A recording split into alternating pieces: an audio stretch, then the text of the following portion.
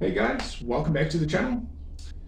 As always, I've got a few opinions, and today I was scrolling on X, came across another blue-haired Karen, and I've been wanting to make a little video about the LGBTQIA, however many flipping more letters they're gonna add to that, I don't know, but I've been wanting to make a video about this topic for a while.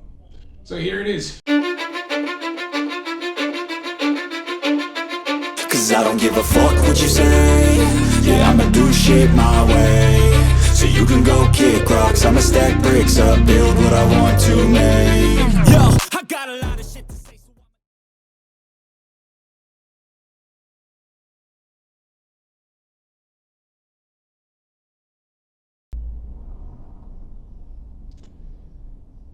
Like, jeez, man. Like, looking at this, right? I'm just thinking that back in when I was a very small kid, right? My kids, you know, I'm looking at these pictures of this book, right? And I'm just thinking back in my youth. I'm 28 now, so still kind of technically in my youth. But I mean, like when I was a kid, 6, 7 years old, my parents gave me a book that explained sex and the functionality of sex from, and this may trigger a few people, from a biological perspective. General sex between a man and a woman. How it works, what happens, and all of that. Right? But now I'm looking at this image and this is graphic. This is drawn porn, man. This is taking it as way too far. And I really think that one of the biggest issues, say, in the US at the moment is this absolutely tiny minority of people having such a huge voice and having such a big influence on the kids of the youth of America. When my students realize that as an LGBTQIA+, your sexuality becomes part of your culture, but that isn't true for straight people. The hell? What?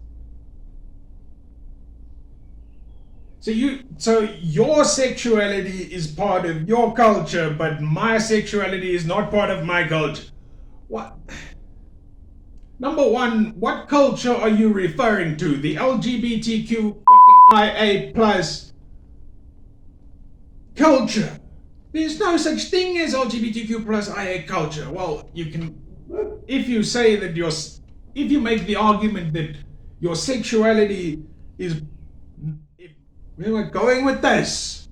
When my students realize that as an LGBTQIA+, that my sexuality is part of my culture, but as a straight person, it's not, the hell? What cultures are you referring to? You don't know what the hell you're talking about. And you're a teacher? You're looking after the youth of America? No wonder these kids' grades are failing like they have been. But I mean, geez, man, the amount of teachers that are coming up on social media pushing this agenda it's insane, it's incredible. I'm just so happy that I don't have any, number one, I don't have any kids, and number two, that I'm not raising those kids in America. Good Lord, because then I would most definitely have to homeschool them, because I wouldn't trust my kids anywhere near a person with goddamn blue hair and rainbow eyeglasses. Yes, I do wish death on transphobic people because they wish death on me and have caused death to many of my brothers and sisters in the trans community. I want to stab all of you to death as many times as I can. I want to stab you in the throat and twist it like I'm carving a fucking pumpkin. I want to shred you into tiny fucking pieces. I want to tear your fucking bones out from your goddamn body. I want to scoop your brains out with a fucking spoon. I want to eat your fucking flesh. Yes, I do wish death on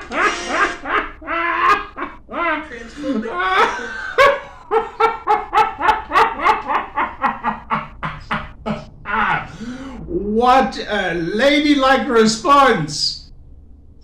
Holy cow! Jesus, I wish my woman had a fucking attitude like that. God damn! Oh wow. You know, in certain countries you could get prosecuted for saying something like that. And I think one of the countries is America. Oh, at least it didn't say specific he, she, it, the hell, whatever it is. At least it didn't say that any, you know what, my buttons come undone. Yeah. Well, at least he didn't say anything to anyone in particular. But holy hell, that was bad.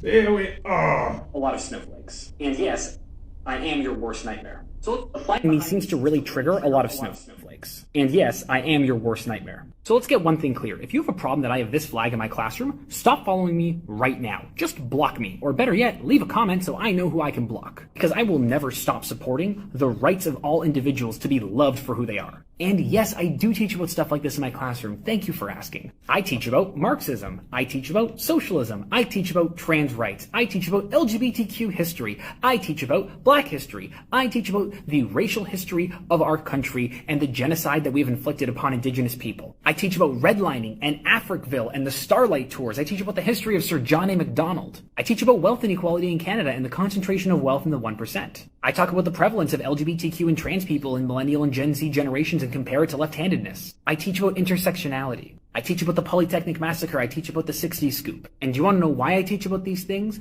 Because they are important and because they are related to the curriculum. Look, from my perspective, they're number one, I think, okay, look, it's a very, very broad set of things to be teaching a group of kids, but my number one question there is, how old are your students? Because, you know, even teaching, like, if you're teaching 5-year-olds, what are you trying to teach a 5-year-old about Marxism for? It's not like I can understand what the hell you're going on about. Fucking socialism, and then you want to try and explain LGBTQIA on top of all of that to a 5-year-old? I understand we are evolving at one hell of a pace, but Jesus, is not that goddamn quickly, man. they are related to the curriculum. I do not push anything on my students. All I do is show them the world that we live in. The one thing I could be argued of pushing on my students, if anything, is that we should all be loved and respected for who we are. And because of the courses that I teach, all of this can be connected to curriculum. No, look, I 100% agree. We should all be loved and respected for who we are. But here's one thing that I thought about the other day, is yes, you deserve the love of who you are, but what if you don't know who you are yet? What if you are still confused as to who you are? Like, what if you just never realized that you were gay? And then you decided, no, you know what, I'm in the wrong body because somebody got a hold of you and said, no, it's cooler to be trans. Well, they didn't actually say that, but essentially they did, you know?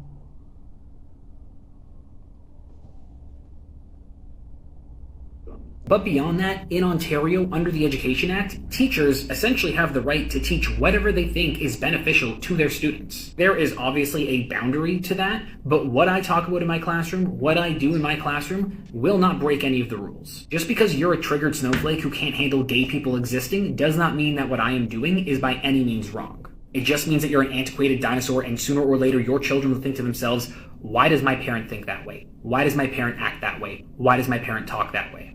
Because sooner or later, whether it's in school or out there in the real world, they will understand and acknowledge that there are adults who love and respect all people regardless of how they were born. And they will wonder why you don't.